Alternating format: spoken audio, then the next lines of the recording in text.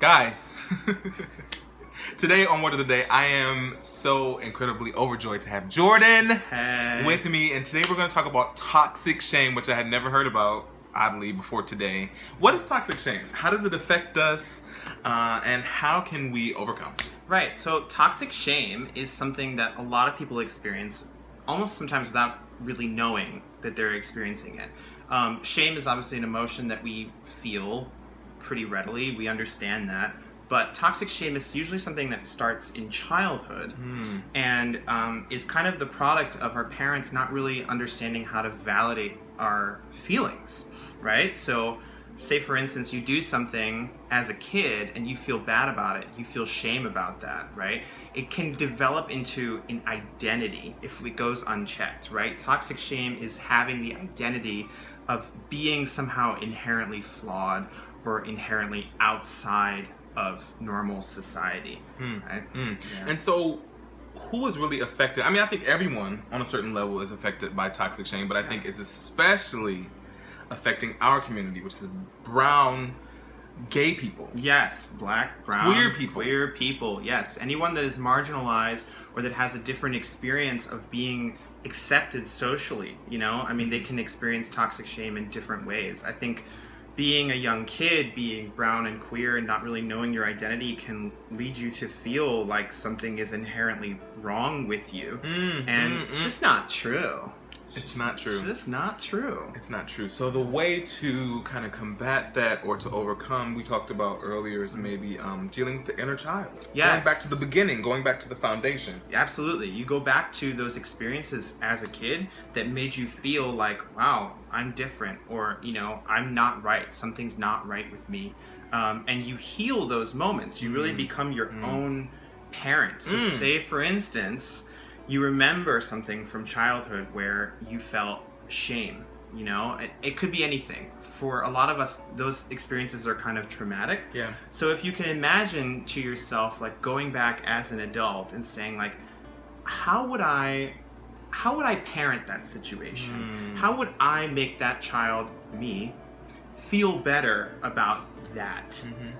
You know, by saying, like, it's okay, like, this isn't your fault, you know, it's okay to be who you are. It's okay to be who you Yeah, are. you have to heal who you are. And we have the power. We have the power. We actually have the power to heal ourselves. We do. You know, it's no secret that, and I've told you guys this about my last breakup and how it really broke me. And a friend of mine gave me some great advice because I kept saying, I am broken, I'm going through the same thing really over and over again. Yeah. And it had been a long time. Like, this guy and I only dated for a total of maybe 4 months altogether. And he's like, no, I don't think that it's normal for someone to be grieving that hard over a 4-month relationship. He's like, you need to deal, this has lighted something, this has brought to light something that has been going on for a very long time. So once I was able to go back into my childhood and recognize my abandonment issues, I stayed in this relationship that was incredibly toxic for me because I was just afraid that someone else was going to leave me. Yeah. Once I was able to deal with that, then the healing really started to begin. Absolutely. It's all about understanding, like, when did I first feel these emotions? Like, when did I recognize being abandoned or being rejected? Like, when did I feel that was, like, a negative emotion? You know, I guarantee you it was probably earlier than you think. And in a lot of our adult relationships, toxic shame comes up in the ways we relate with people. You know, we end up choosing unavailable partners because they play out the same process of feeling rejected, the same feelings of not being good enough and not living up to the standards that we really deserve. And those things, because we are comfortable with that, or because that's what we know, that's what we attract. Absolutely. That's exactly. Our partners are a mirroring of what is going on in ourselves. So if you are finding yourself attracted to emotionally unavailable people over and over again, you have to really assess, like, how am I emotionally available? A lot of us will say, yeah, I'm emotionally available, sure.